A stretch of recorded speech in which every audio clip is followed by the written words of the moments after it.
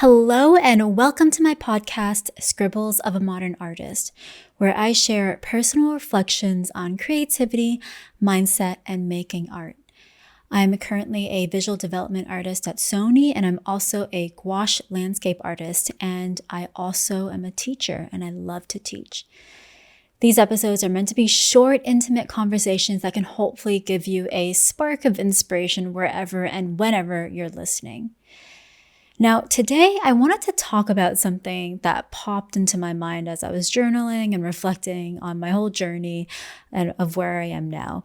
And I wanted to talk about the myth of quote unquote making it as an artist versus the reality of growth. Now, a lot of the examples I'll be giving are more tied to animation, as I do work in the animation industry while also having a foot in the fine art world. And so, regardless of, whatever I'm talking about, hopefully you can relate to it in your own way.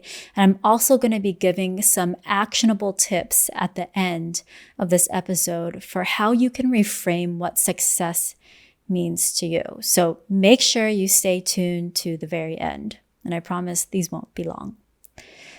So often we think, I made it as an artist when I've worked at this or that studio, or I've achieved this or that position, right? Very, very linear, very straightforward, and more easy to visualize, I suppose. And it's totally fine, right? Everyone has their dream studio. Everyone maybe has an idea of what they want to be in the future. And I'm not saying those goals are wrong at all. In fact, it's great to have those goals. But then I thought, what happens when you have reached that goal? Then you probably set another goal, and then you start comparing yourself to others. And then you think, well, darn, I guess I really haven't made it yet, huh? Because until I make this X amount of money or I get that position, then I think I've made it. So in essence, the goalpost is always moving, and I'm very guilty of doing that all the time. And sometimes that can be really hard to make it feel like you've achieved anything. And again, it's great to set goals and milestones. But in this episode, I wanted to remind you that it's also really important to focus on where you are in the present and what circumstance, what position you are in now, and how you can best execute your job that you are in now with passion, with the mindset of learning and curiosity, and with the team mindset of helping others on your team and bringing everyone up. And you're going to grow a lot more that way, I believe, because you're not fixated on the future, but you're focused on how you can be the best version of yourself in the present. So some examples as I'm thinking back in my own career is that I might have mentioned this before. I graduated in 2014 with a BA in animation, but I honestly didn't get a job till 2021, 22, like a studio, kind of more mainstream studio job. I did work on Loving Vincent in 2016, so I don't want to discredit that.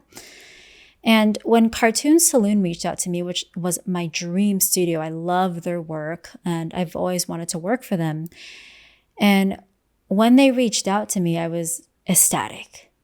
And they reached out to me and they asked me if I wanted to be background supervisor, which I was shocked at because I had no animation experience before, like no working in a 2D, 3D pipeline, no experience working in that.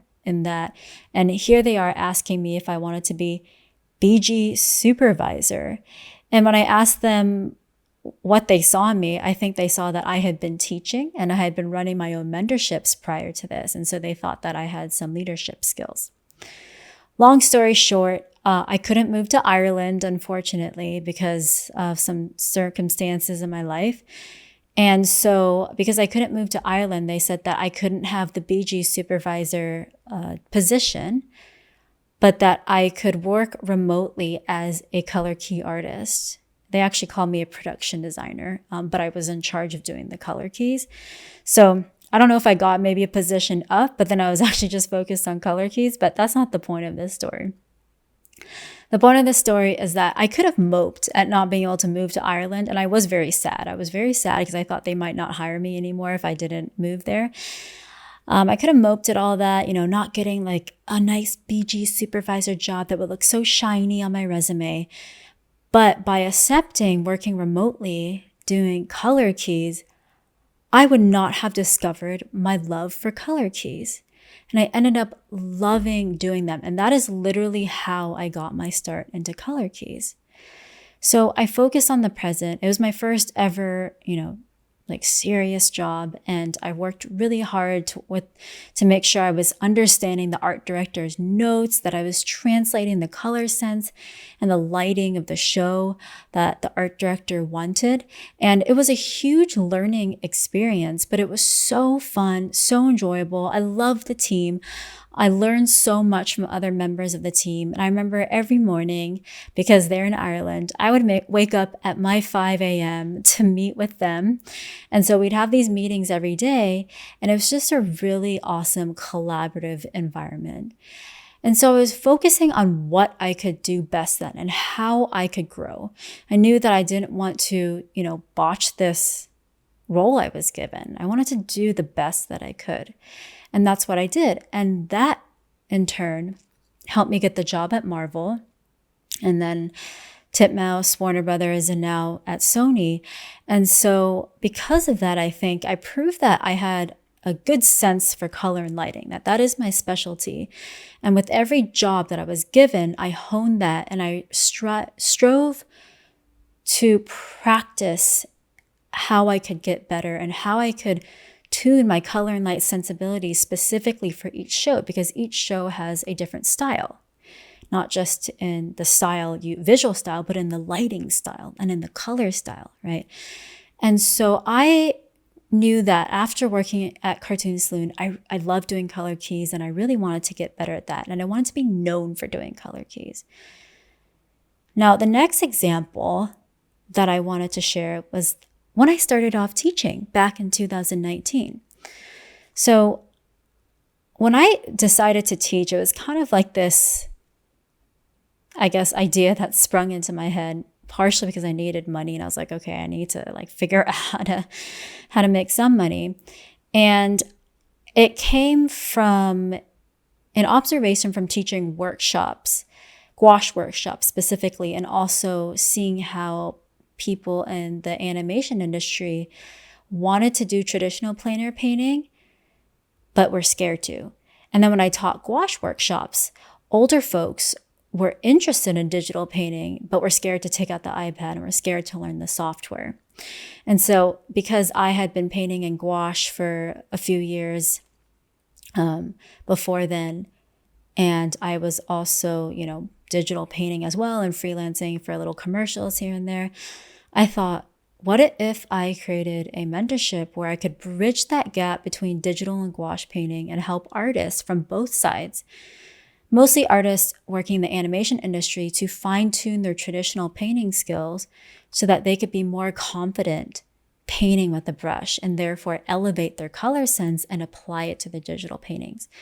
So that was my thesis when I first decided to launch my mentorships. Now, I didn't have a goal to make a certain amount of money. I just wanted to teach the best content that I could. So I wasn't judging how successful I would be by the amount of money that I was going to make.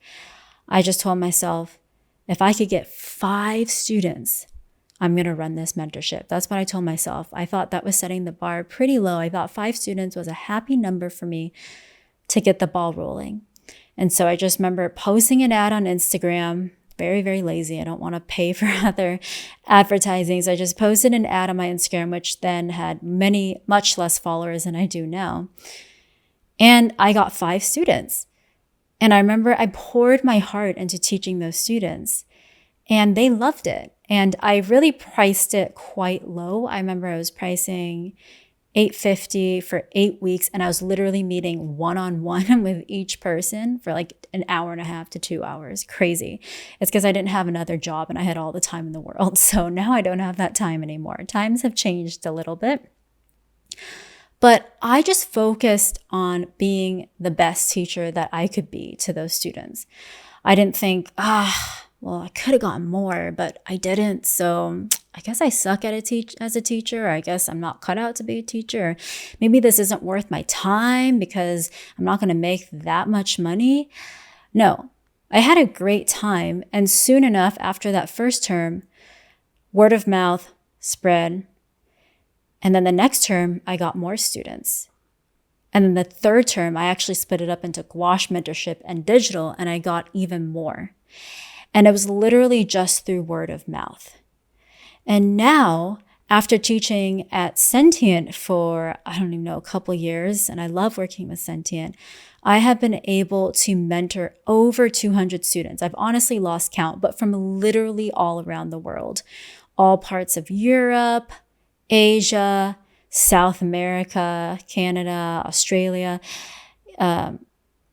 you name it. I think I only haven't gotten a person from Africa, the continent of Africa, but I have met so many amazing students from around the world. I love teaching because it gives me the opportunity to meet people from around the world. And I think there's honestly no other better feeling than teaching and giving back and seeing students have their aha moment. But that didn't happen overnight. That happened over years and years of honing my curriculum, learning from teaching students, learning how I could make my curriculum better, refining, evolving, being willing to evolve. And honestly, the whole time, like, I don't think about the money. Like, it's great side income, obviously. But I just love teaching. And that's why I keep on doing it. And now this year, it prompted me to launch my own course, Essentials of Painting. And I decided to take that leap of launching my own course on my own site, because usually I teach with other schools. I did start off teaching myself, but then the admin got too crazy. So then I decided to work with other schools. As I got a full-time job, it became hard to manage. But this year, I decided to launch Essentials of Painting, which you can find on my website, TiffanyMang.com. And again, I did the same thing, coupled with my New Year's resolution of not overthinking. Didn't overthink, what if I put all this work in and I barely make any money? Or what if it fails epically? I didn't even let myself think about that. I just thought, I know what I'm teaching. I know I'm teaching quality content. And I'm going to put it on an on-demand version on my site that I can sell myself. So this beginning of 2025, every weekend I focused on recording content, lessons, demos, and I uploaded it to my website, made it look really nice, and I launched it. And it's been doing super well so far. It's exceeded my expectations. And granted, I have very low expectations, so I don't get disappointed, but it definitely exceeded even moderate expectations. And so again, I didn't say if I make X amount of money, then it's worth it. I wasn't focused on the future. I just knew if I can put out the best content right now, I'll be happy. And then we'll see what happens, right? And I think it's about, obviously thinking about the future is important and kind of planning for that, but also not thinking so much that it just takes you away from the present and from actions that you could make in the present. So those are just a couple of examples, right? A few more examples is, for example, just a latest example is that for me personally, I'm going to share, I would personally love to be an art director one day.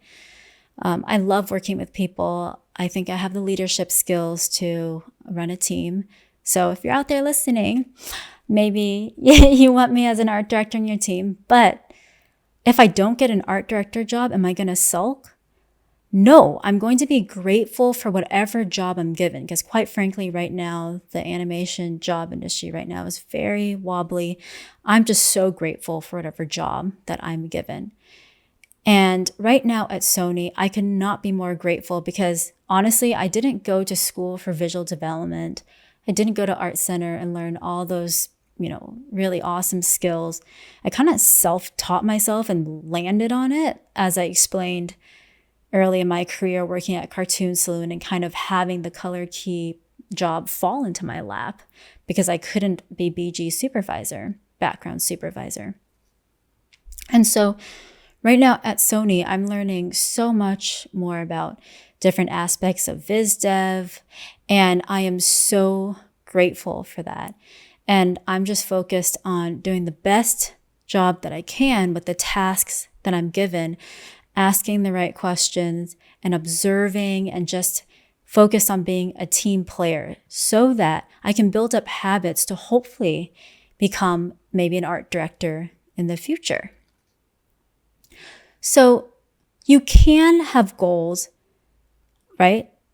And you can have milestones, but you can also focus on being the best employee or artist or whatever you are in the present, right? If you're always stressing about what the future could be or should be, you are probably missing out on so many current opportunities that are staring you right in the face, right? Think about it. You really are. And quite frankly, your attitude might not be the best either, and it could turn people off as well. So set goals for yourself, but also set actionable steps for how you can get there. And so now I just wanted to share some tips on how you can, I guess, break the myth of making it as an artist, but making it work for you. And the first one I want to share is it's so important to define success on your own terms. Okay, not what someone else said or not what some famous person said. What does success look like to you? That is so important. I cannot stress that enough. Someone's success might look like making $1 million, but then you never know in the background, maybe they have a really unhappy life. Like you don't know what it takes to get there, right? Maybe to you, success is like having a great family work life. You have a happy family, you have really great balanced life, and you are really happy at your job. Success can look so different in so many ways to each person. And I think it's so important to really figure out what that is for you, okay? And not to get sucked into what the status quo is or what it looks like, what the world says success is. Because then you can be really, really easily sucked into this wormhole of just feeling crappy about yourself all the time.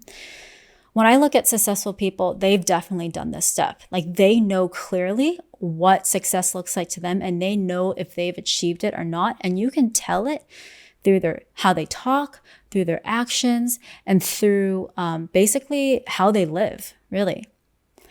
So maybe it doesn't have to look like a job title. It doesn't have to look like a company name. It doesn't have to look like a follower count, or maybe it can be, and that's fine. It can also be about artistic growth, meaningful collaboration, or the impact you have on others, right? So another way to phrase this is, what does a fulfilled creative life look like for you personally? Write this down in your journal, think about it. I think it's something really good and something that I think is good to revisit every year, right? Because as we grow, as we change each year, I think our sensibilities change. And maybe what success was to you at 14 is different to you at 24 and is different to you at 34, right? We all go through seasons, and therefore things change because of that. Another really important thing is celebrating micro wins. So this is number 2. I hear this a lot. I listen to a financial podcast with Ramit Sethi, and I've read his book, Teach You How to Be Rich. I think I butchered the title a little bit. But one thing that I hear that he tells couples that he mentors on his podcast, Money for Couples, is celebrate the micro wins, right? Sometimes we're so focused on getting those big career milestones that we forget to acknowledge smaller wins along the way. And I think that's really important. And it's something that I also tell students. Like sometimes I can see something they've improved on that they can't even see. And so I'm telling them, hey, you've improved a lot from 2 weeks ago to now. You should be proud of yourself. And they're just focused on the fact that they can't maybe finish the assignment, or they're not where they want to be, right? And so I think it's really important to acknowledge those smaller wins. And that can be in any shape or form. It's different for everyone, right? Maybe it's finishing a painting that you were shying away from. Maybe it was helping a teammate. Maybe someone you didn't like even, and that was, kind of a big milestone for you, and you learned a lot from that. Or maybe you learned a new skill that's related to art or not related to art, right? Anything I think can be really cool. Maybe you stuck with a morning routine for a week and that's never happened for you before. Maybe you cooked your first meal. You see, the possibilities are endless. And I think recognizing that and taking the time to recognize that is great. This also builds momentum and reminds you that growth is happening now, right? Number 3, build habits, not just goals. This is a really big one. And if you guys have read James Clear's book, Atomic Habits, it's a great book. Highly recommend you all read it. And a lot of times, like I've stated, we say, oh, our goal is this, or 2000, blah, blah, blah, or next year's resolution is this. And they're great. But if you don't have the steps, if you don't have the habits to get to that goal, you're going nowhere. It's just so simple as that, right? You can say anything you want. You can be a talker. And if you don't have the habits that are the vehicle to helping you get to your goals, then you're screwed. So develop habits, right, that will help you reach the goal. Okay. If you want to get better at color, don't just be like, oh, I want to get better at color, and then doom scroll on Instagram and just sob at how everyone is so much better. Maybe set a morning routine and do 30-minute film study exercises each day. First for a couple days, then for a week. And then if you can sustain it for a week, then maybe push it to 2 weeks, right? Set those micro goals that are not too overwhelming. And then sooner or later, you will have developed a routine, I guarantee you, that you actually enjoy doing and that you almost can't live without. So those are tiny little habits that can be so beneficial. Maybe you've never plein air painted and you want to get better at color and light. And like I've said before, plein air painting is such an important skill to help you get better at that. Go out every afternoon and paint. Set a goal. Once a week, I'm going to paint for the first month. Then I'm going to amp it up to twice a week, maybe 3 times a week. Be disciplined, right? Be disciplined and set those habits. For example, if I want to focus on being an art director, I can't just be like, oh, I want to be an art director one day, right? I have to maybe ask myself, what consistent habits would an artist want to have to become an art director, right? Maybe it's studying cinematography 30 minutes a day. Maybe it's practicing color scripts weekly, right? And so remember that habits are the vehicle to get you to your goals. Number 4, seek impact and not just achievement, right? And impact I think that's really why I love teaching, because teaching is not so much an achievement, but I love creating an impact to students, right? There's a lot of fulfillment that comes from how you contribute, not just what you contribute, and not just what title you hold, right? For me, it's mentoring artists. Sometimes it could be being a really reliable teammate and being a teammate that you know that people can count on you, right, in your job. Or it could be, you lending a voice in a project, and that helps the quality of a project, right? I think when you seek impact instead of just achievement, it shifts from quality. It shifts to quality from quantity. And it kind of shifts your mindset from scarcity to abundance, right? You're focused on creating value, not just chasing monetary achievement or positional achievement. It's not even a word, positions, right? So focus on what value you can add to whatever circumstance that you're in. Number 5, I talked about this before and it's a big one. Stay curious and adaptable. Okay, this is so important because path to success is rarely linear, right? Oftentimes, roles or opportunities that you didn't plan for help literally change your path in a completely different direction. For example, my cartoon saloon experience. From BG supervisor, I had color key roll land on my lap, and that's how I discovered my love for color keys. I didn't plan for that. And I will say, even before that, working on Loving Vincent, then the Loving Vincent became an Oscar nominee, and then that's how I was able to go to the Annie Awards party. And at the Annie Awards party, I met the owners of Cartoon Saloon because my friend was a composer on the competing film Breadwinner, so he introduced me to them. And then I didn't get a job from that, but I applied on their online portal. And then I think my portfolio got logged in there. And that's how the recruiter reached out to me 3-4 years later and asked if I wanted to be a background supervisor. So you never know how these opportunities, what you go through, will be interlaced with a future opportunity, right? So they could end up shaping your future the most. So be flexible. And I think a really important thing is to embrace that something that might feel like a detour as growth, not failure, right? If you're so focused that like, oh, if I don't work at this one studio, I haven't made it. Like I'm a sucky artist. I'm a failure, whatever derogatory phrases you tell yourself. But what if you flip that? And what if you embraced whatever you're going through as something where you see it as an opportunity for growth, an opportunity for networking, an opportunity for you to challenge yourself in unexpected ways? How much more are you going to grow as an artist and a person than the first example that I stated, right? Just remember that the path to your success is rarely linear, okay? And I know it might seem like it is. You see those people who graduate straight from art centers, straight to Disney, straight to Pixar. That can happen, but that doesn't mean it's going to happen to you. And if it doesn't happen to you, it doesn't mean you failed. Now, last but not least, schedule time to reflect. This is so important, and I know that's hard to do with an ever-changing, very busy, social media-ridden life. But sometimes it's really important to check in with yourself. That can be through taking walks. That can be through sitting and journaling. I like to do both. And just asking yourself, what happened this month? And what did I learn this month? What are some great things that happened? And what are some not so great things that have happened?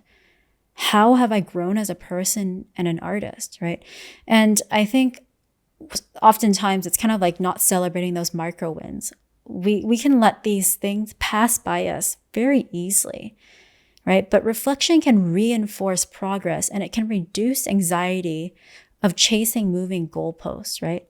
I think the art of sitting with yourself is something that is a lost art.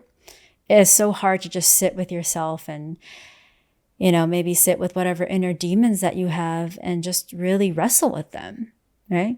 Maybe you had a crappy month. Maybe you had a great month. Whatever it is, I challenge you to schedule time to reflect.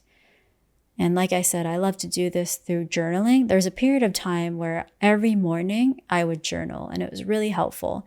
It was just kind of just throwing my thoughts down on the paper. And sometimes it helped me degas from a heated moment. Sometimes it helped me plan. If I had like an exciting idea, I would write it down, and it would actually help me rough out my ideas even more when I write something down instead of just thinking about it and rummaging it through my head. I also love to take walks. When you move around and you reflect, it's just a great combo for your brain and your body to just synchronize and be able to sort of almost like leave your body third person. It's like, to me, it feels like someone's staring down. It's like, yeah. And then I get this clarity from that third person Tiffanie, like staring down at the physical Tiffanie. And it's almost like I just get so much better clarity that way. That was a really weird analogy, but I tried my best to explain it.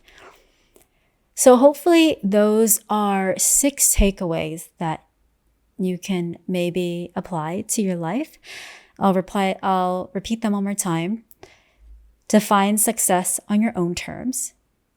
Celebrate the micro wins.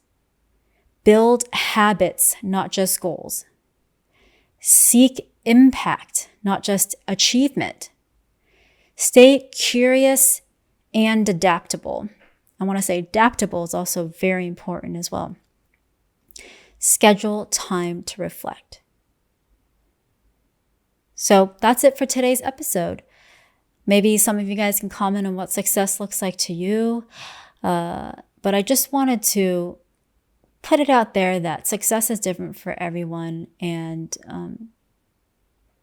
you don't ever have to feel like you didn't make it because you didn't achieve someone else's goal. Make sure to achieve your goal. With that being said, I'm going to log off and I'll catch you in the next episode.